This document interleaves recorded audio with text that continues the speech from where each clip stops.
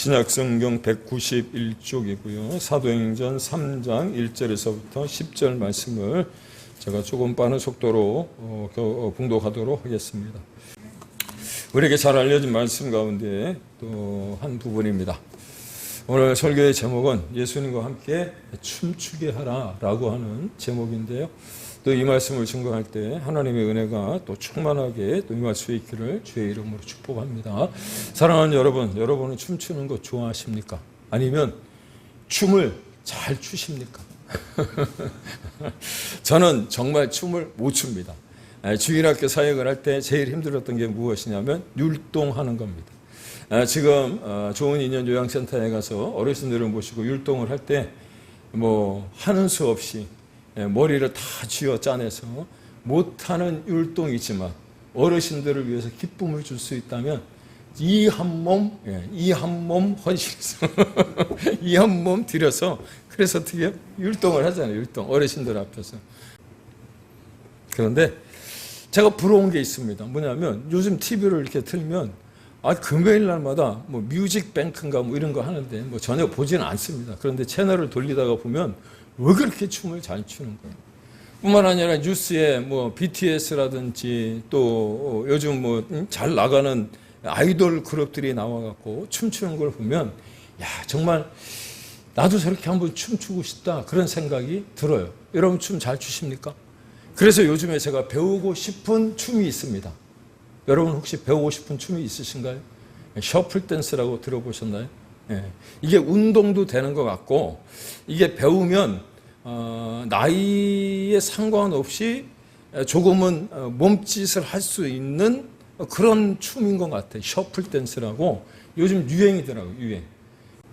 그런데 춤은 잘 못 춘다고 할지라도 때로는 나도 모르게 춤이 추어질 때가 있잖아요. 어느 때입니까? 신바람 맞을 때. 신바람 나면 나도 모르게 절로 흥에 겨워서 춤을 추게 되는 거예요.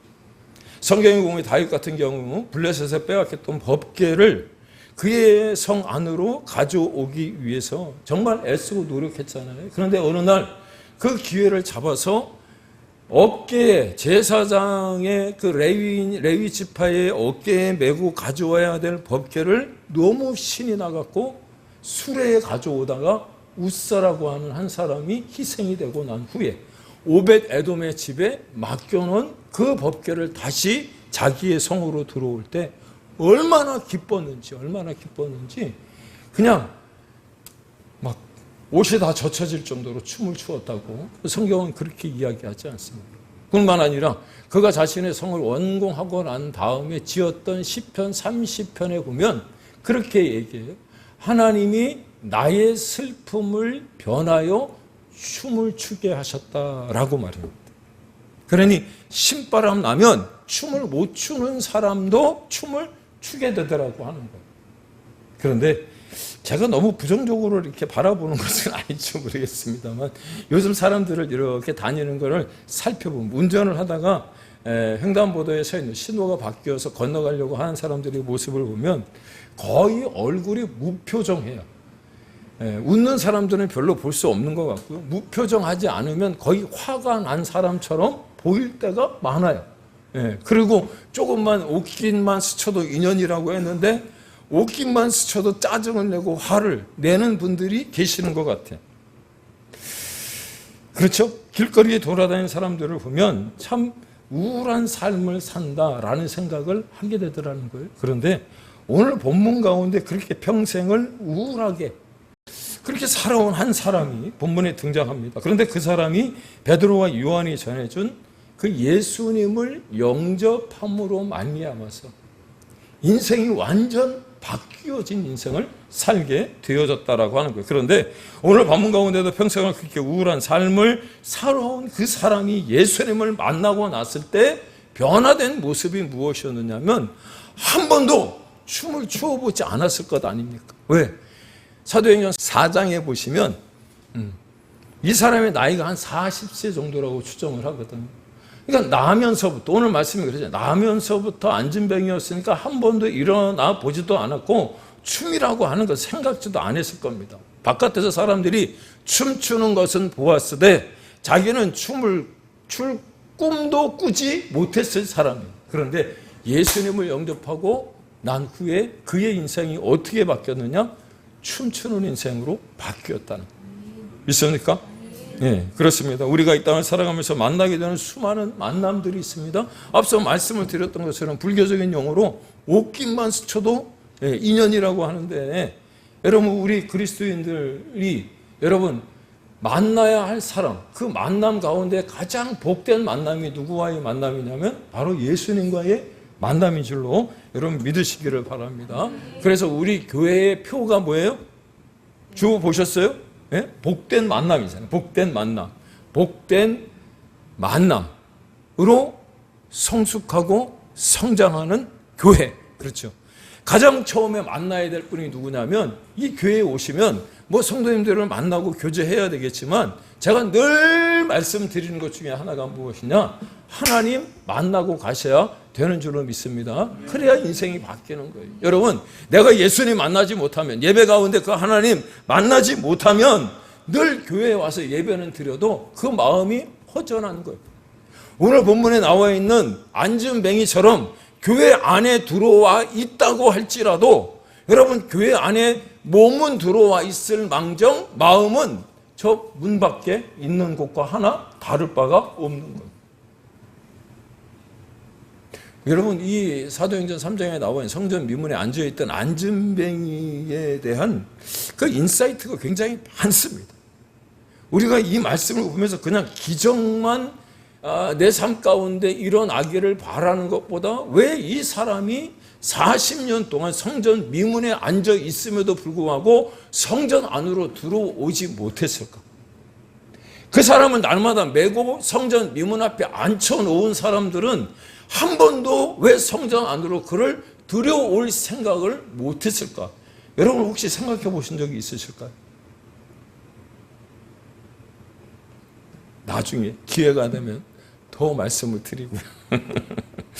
그렇습니다. 왜 그 예수 그리스도를 만나야 되냐면 그분이 곧 길이요 진리요 생명이시기 때문인 줄로 여러분 믿으시기를 바랍니다. 그분을 만나면 우는 자가 위로를 얻고요, 없는 자가 풍성을 얻게 될 뿐만 아니라 천한 자가 높임을 받고 잡힌 자가 노임을 받게 되는 기쁨을 누리게 되는 줄로 여러분 믿으시기를 바랍니다. 나아가 점점 더 각박해져가는 이 시대에 예수님을 만나야 여러분 춤다운 춤을 추는 거예요.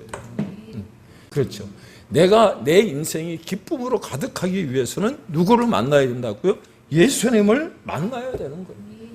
여러분 성전으로 기도하던 베드로와 요한이 말미암아 전해들은 예수 그리스도를 영접하고 그 말씀에 순종했던 이 40년 동안 성전 민문에 앉아 있었던 안진뱅이, 그가 구걸하던 인생에서 다른 인생으로 바뀌어졌음을 우리가 숱하게 보지 않았습니까?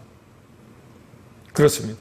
오늘 본문에서 말하고 있는 것처럼 한 번도 걸어보지 못한 사람이 뛰며 주님을 찬송했다라고 하는 것은 다름이 아니고요, 춤을 췄다는 얘기예요. 춤을 췄다는 얘기예요. 그런데 그가 추는 춤은 한번 생각해 보세요. 얼마나 어설펐을까? 여러분, 그가 추는 춤이 얼마나 볼품이 없었을까? 하지만 어떻게 춤을 추는 것이 사람들에게 보기에 좋은지 상관하지 않았을까? 자기가 추고 싶은 대로, 마음에 이끌리는 대로, 몸이 움직이는 대로 그 춤을 추었을 때, 여러분 제가 생각해 보니까 그 어떤 시대에도 볼 수 없었던 정말 아름다운 춤 사위를 그 사람이 보여주지 않았을까? 할렐루야. 예. 우리도 마찬가지라고 생각합니다.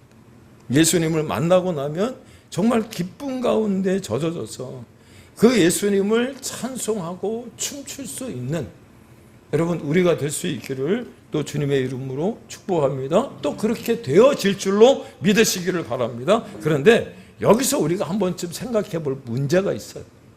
무슨 문제냐면 예수님이 살아생전에 이 성전에 수도 없이 들어가시고 나오시면서 여러분 예배를 드리고 또 많은 사람들에게 말씀을 전하셨던 것 아시죠? 예. 그러면 그때부터 추정하여 한 30년 동안을 성전을 드나닥거리셨을 텐데, 여러분 한번 생각해 봅시다. 그 성전 미문에 앉아 있었던 안전뱅이를 보셨을까요? 보지 못하셨을까요? 보셨겠죠. 예? 여러분, 이게 교회 들어오다 보면 교회 그 정문 그 기둥에 붙어 있는 바카스 보셨어요? 안 보셨어요? 지저스 못 보셨어요? 관심이 없으면 못 봐. 오늘 저녁에 집에 갈 때 그 현관 문 앞에서 도대체 우리 교회 현관에 뭐가 붙었나 이렇게 한번 좀 보세요. 그러면 X 배너도 있고, 그 다음에 제가 이렇게 뭐 붙여놨어요. 전도 또 지나가는 사람들 보시라고. 어떤 분은 바카스 이렇게 제가 붙여놨는데, 이렇게 보여주면 좋겠는데, 바카스가 아니고 지저스로 되어 있다고, 지저스로. 그럼 저게 뭐지? 바카스 먹고 여러분 사람들이 뭐 상쾌함을 얻는다든가 피로 회복을 얻잖아요. 그런데 예수님을 통해서 그 일상 가운데 그 힘들었던 부분들을 회복하라고 제가 그렇게 어떻게 보면 카피를 한 거죠. 카피. 뉴욕 뭐 저는 가보지 않았습니다만, 무슨 광장이죠? 무슨 스퀘어? 뭐 타임스퀘어. 뭐 그런 데가 있대요. 근데 거기는 광고를 하려고 하면 뭐 1년 계약인가 뭐 그러는데, 하여간 얼핏 들어서 제가 다 기억을 못 하겠습니다만 어마어마하게 비싼 것 같아요.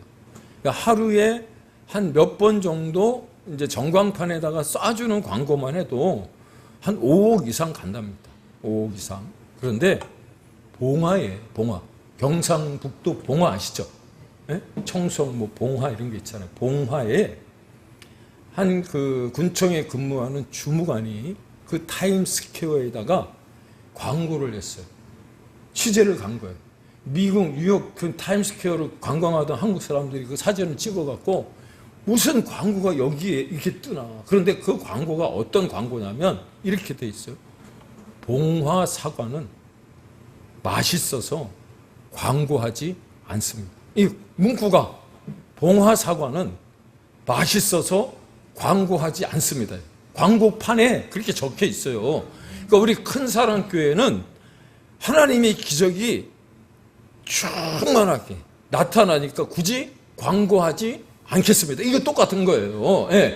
그런데 그렇게 해놨는데 도대체 타임스퀘어에 광고를 내놨으니까 그 돈이 얼마나 들었을까? 주무관을 찾아간 거예요. 얼마 들었을 것 같습니까? 이 사람이 정말 머리 좋은 사람입니다. 어떻게 그게 틈새에 나와 있는 그 광고를 딱 잡았는데 30만 원이래요. 한 달인가 뭐 30만 원. 5억짜리 내는 사람도 있는데 30만 원짜리 광고. 봉화 사과는 맛있어서 광고하지 않습니다. 여러분 정말 타임스퀘어 그 한복판이 그게, 그래서 봉화 사과가 요즘에 전국적으로 많이 팔리는 것뿐만 아니라 미국에 엄청나게 수출이 된 거예요. 근데 그 광고를 보고 다른 군에서, 아니 다른 시에서 혹시 그 주무관 보고 우리 그 시에 와서 일할 생각이 없냐고 그렇게 이야기를 한대요. 여러분 좀 관심을 갖고 좀 보세요. 이렇게 들어올 때 우리 교회의 그 뭐 예배 시간표라든지 또 그 다음에 입간판이라든지 이런 것들 좀 관심 있게 보세요. 예수님이 성전을 드나다니면서 이 성전 미문에 앉아 있는 안전뱅이를 목격하셨을 거예요. 그죠? 왜? 예수님의 마음은 궁휼하신 분이, 사랑이 넘치시는 분이잖아요.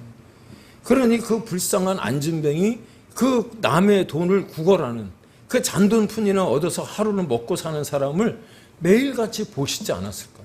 그렇다면 질문입니다. 예수님이 어떤 분이십니까? 죽은 자도 살리시고 눈먼 자도 눈을 뜨게 하시고 안진뱅이를 일으킬 뿐만 아니라 여러분 손 마른 자도 고치시고 귀신 들린 여인의 딸을 그 귀신에서 노인받게 하시는 분이시잖아요.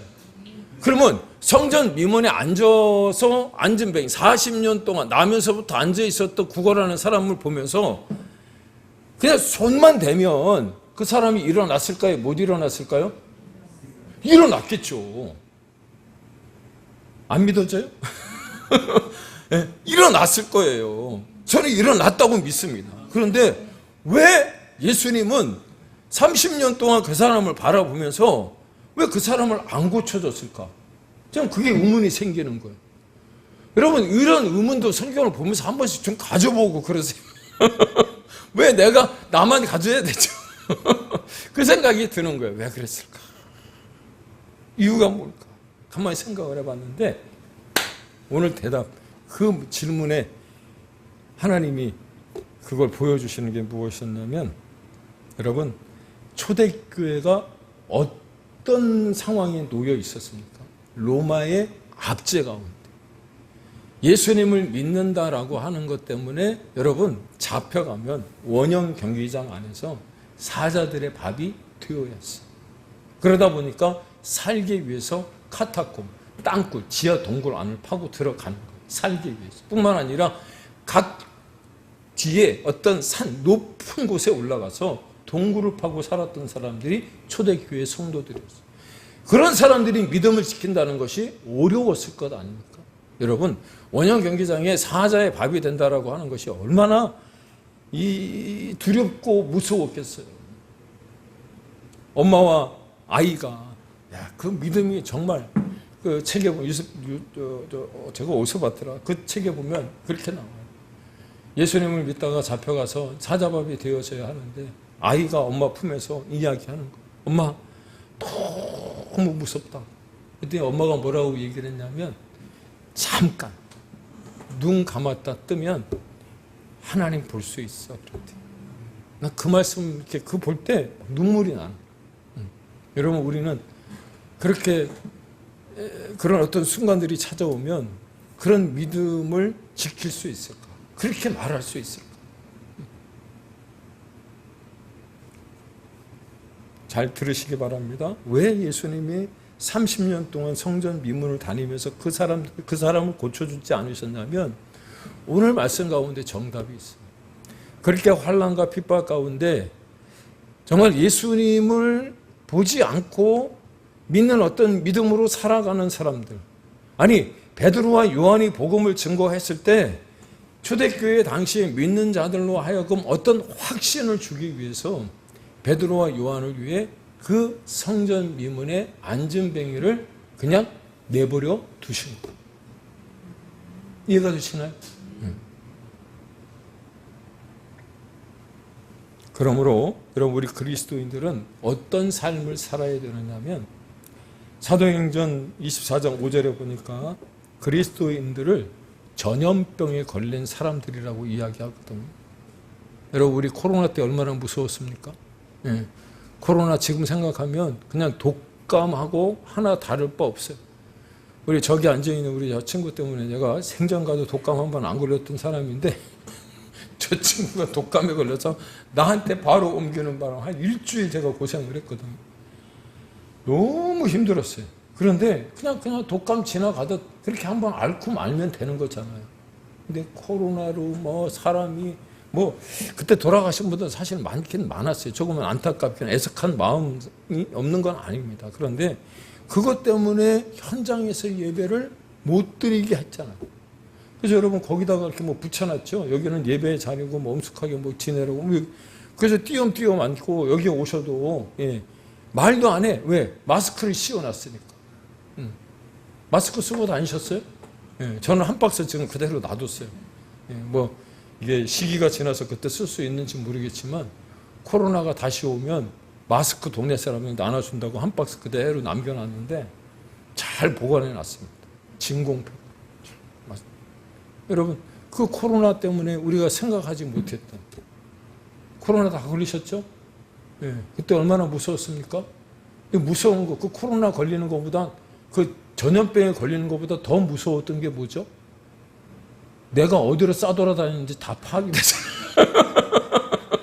그거 여러분, 일일이 내가 다닌 동선이 전 국민에게 다 알려지는 그게 더 무서웠어요, 사실은. 그잖아요. 예, 생각해 보세요. 예. 그런데 사도행전 24장에 보면 그리스도인들을 전염병에 걸린 사람들, 무슨 말이냐면 우리가 가서 있는 곳이 뭐 전염병을 전파하라는 게 아니고, 여러분 우리가 앉아 있는, 우리가 처한 그곳에서 그리스도의 향기가 여러분 전해져야 하는 줄로 믿습니다.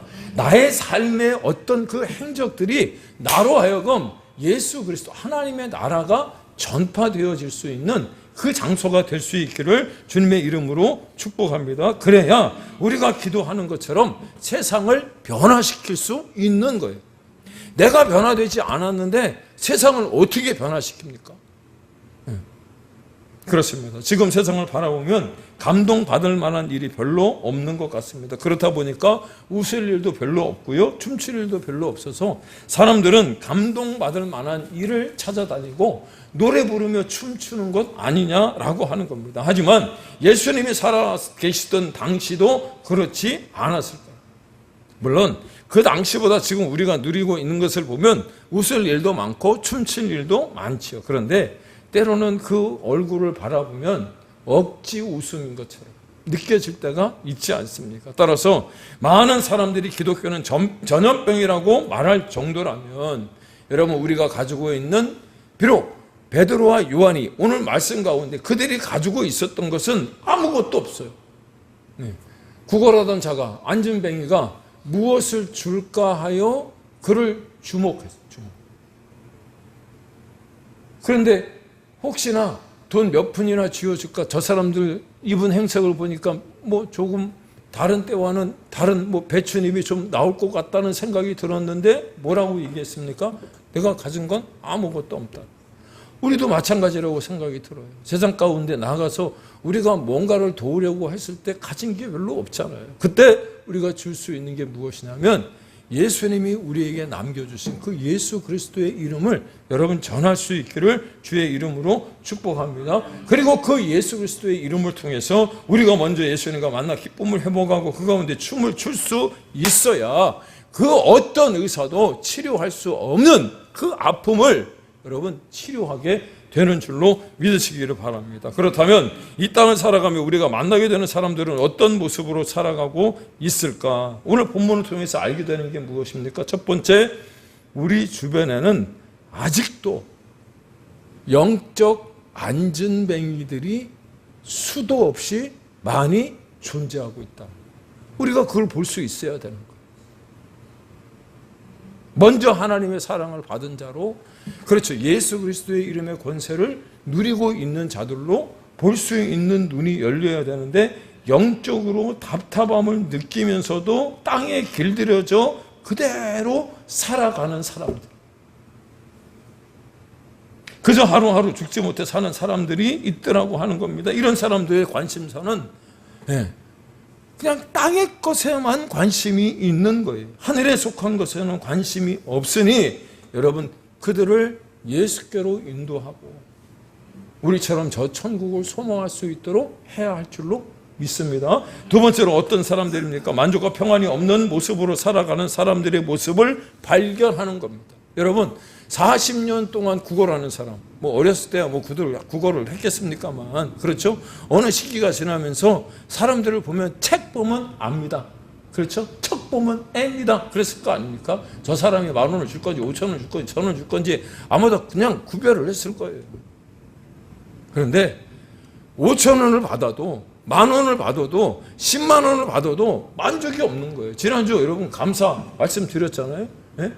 3주 전에는 누가 돌아가시고 뭐 몇만 불을 남겨주고, 2주 전에는 누가 돌아가시고 몇만 불을 남겨주고, 지난주에는 할아버지가 돌아가서 7만 불을 남겨줬는데 이번 주는 아무도 안 돌아가셨네?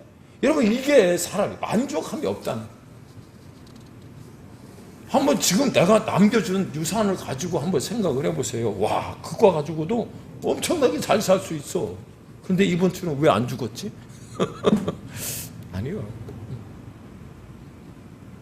그런 만족함이 없는 사람들에게 여러분 우리가 만족을 줄 수 있어야 되는데 어떻게 해야 됩니까? 바로 예수 그리스도를 증거하는 삶을 살아야 하는 줄로 믿습니다. 뿐만 아니라 세 번째, 성전 주변을 맴도는 인생들을 여러분 찾아낼 수 있어야 되고 볼 수 있어요.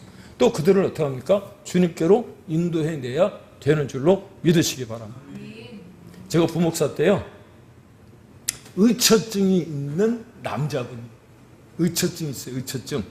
예? 이렇게 얘기해도 되나 모르겠다. 목사님이 신방을 가셨는데 혼자 가셨겠습니까? 신방을 당시에 가면 구역원들하고 같이 갔을 거 아니에요. 여자분들도 있고 남자분들도 있고. 목사님이 신방 다녀가셨다고 그날 그 남편분이 그 권사님을 두들겨 팼어요. 그 정도로 의처증이 심한. 교회 오면 교회 문 앞에까지 딱 데려다 줘요. 10시 반쯤 차량 운행을 해갖고, 그리고 차량 주차장에서 기다리고 있어요. 점심 먹고 12시 반 1시 딱 끝나면 모시고 집으로 가요. 성남에 사시는. 몇 년 했을까요? 7년. 의처증 때문에. 근데 그분이 예수님 만나고 나니까 한겨울에 눈이 오는데도 새벽기도 21일 특별 새벽기도 하는데 부목사인 저도 눈이 와갖고 하루 빠졌어요. 한 번도 안 빠지고, 여러분 뭐라 그래야 되죠? 그렇게 인생이 바뀌어요. 그분이 그 당시에 당뇨로 눈이 잘 안 보였어요. 짜장면 먹으면 곧바로 당이 올라가갖고 병원에 가셔야 돼요. 그런데 그 부인이 뭘 했냐면 분식점을 했는데 하나님이 지혜를 준 거예요. 분식점에 배달통, 짜장면 배달통 있잖아요. 지금 그게 있나 모르겠네. 그 배달통을 들고 주문이 오면, 그 배달 그게 오면 아파트를 그거를 들고 뛰어 올라가고 뛰어 내려오는 거예요. 그래갖고요, 지금도 살아계시는 걸로 제가 알기로. 여러분, 인생이 바로 그렇게 바뀌어지는 거예요. 성전 주변을 맴돌던 인생이 예수님을 만나고 나니까 그 추운 날 눈이 펑펑 쏟아지는데 개근하는 게 개근. 참 대단해. 여러분, 성남 운전해 보셨어요? 거기는 깔막이에요. 깔막 아시나요? 깔막? 깔막이라고 그 뭐라 그래야 되죠? 깔끔막 전라도 사투리는 깔막이 깔끔하기라고 그래. 이게 언덕이, 이게 경사가 굉장히 가파라요. 예, 그리고 도로도 좁아. 저도 운전 좀 한다 그랬는데 그 집사님 집에 가는데 여기를 어떻게 들어가? 그랬더니 그 집사님이 하시는 말씀이, 아니 목사님 운전 잘하는 줄 알았더니 운전 못하네. 왜? 아니 새벽에 청소차도 여기를 빠져나가는데 여기를 들어오시. 여러분, 이런 도로를 타고 오셔요. 성전을 주변을 맴도는 인생이 아직도 있다는 거예요. 그래서 우리 주변에도 그런 사람들이 있다면 여러분, 불쌍한 어떤 그 마음을 가지고, 궁변한 마음을 가지고 그들을 주께로 인도해내고 주님을 만날 수 있도록, 그래서 그들이 주님 앞에 나와 주님을 만나고 여기에 앉아 있었던 성전 미문의 그 거린처럼 여러분, 그들과 함께 성전으로 들어가면서 걷기도 하고 뛰기도 하며 하나님을 찬송하게 만들어야 하는 줄로 믿습니다. 그렇다면 이제 그런 사람들과 얼굴을 맞대어 살아가는 우리는 어떻게 해야 될까? 그 사람들을 주께로 인도하기 위해서 필요한 게 무엇이냐면, 첫 번째, 내가 먼저 기도하는 사람이 되어져야 하는 줄로 믿습니다. 오늘 베드로와 요한이 기도하러 가는 제9시라고 하는 시간을 지금으로 말하면 3시쯤이에요. 오후 3시쯤. 이 거지도 안전뱅이 그 사람들한테 구걸하던 사람이 왜 성전 안으로 못 들어왔느냐? 성전 안에 들어와서 예배를 드리는데 누가 돈을 주겠습니까? 나름대로 잔머리 굴린 거죠. 성전 미문에서 바깥에 있어야 예배를 드리고 나가던 사람이 궁일한 마음이 생겨서 돈을 줄 거 아니에요. 그러니까 그 안에 안 들어온 거예요. 들어오고 싶지 않았던 거예요. 그런데 3시쯤 제9시라고 하는 건 오후 3시 가장 사람들이 많을 때, 그때 베드로와 요한이 뭐 하러 갔어요? 기도하러 가다가 그 사람을 보고 세상에서 가장 큰 선물, 바로 예수 그리스도라고 하는 그 선물을 여러분 주게 된 줄로 믿으시기를 바랍니다. 그래서 기도하는 사람이 되어져야 하고요. 두 번째, 세상과 만난 그리스도인들을 어떻게 변화시킬 수 있느냐면 예수의 이름을 굳게 믿었을 때 가능한 줄로 믿으시기를 바랍니다. 내가 은과 금은 없지만 나사렛 예수의 이름으로 일어나라고 그렇게 저 사람의 손을 잡고 일으키면 일어날까? 일어날 수 있을까? 그럴까? 의심하면 돼요? 안 돼요? 안 되죠. 예. 예수의 이름으로 일어날지어다. 그리고 어떻게 해요? 손을 잡고 이렇게 세우니까 일어나는 거예요. 여러분, 이런 굳센 믿음이 우리에게 있기를 주님의 이름으로 축복합니다. 굳세게 믿고 굳세게 서야 되는 거예요. 내가 먼저. 그리고 세 번째, 세상이 요구하는 필요를 알고 채워져야 하는 줄로 믿습니다. 앞서 말씀을 드렸어요. 만족하지 못하는 이들에게 진짜 만족을 줄 수 있는 것은 예수님밖에 없다라고 하는 사실을 여러분 기억하시고, 이 시간 우리가 하나님 앞에 부르짖고 간구했던 것들이 있지 않습니까? 그것이 바로 예수의 능력으로 말미암아 우리에게 응답이 되어질 것이기에 기도를 통해서 예수 그리스도를 확신하고 기도를 통해서 자리에서 머물러서 꼼짝 못하는 사람들을 일으켜 세울 뿐만 아니라 땅바닥에 기어다니는 사람들의 그 텅 빈 마음을 예수님으로 채움으로 말미암아서 그들을 걷게 하고 또 그들을 일으켜 세워서 예수님과 함께 춤추게 하는 우리 큰사랑교회 모든 성도님들이 다 되시기를 주님의 이름으로 축원을 드립니다.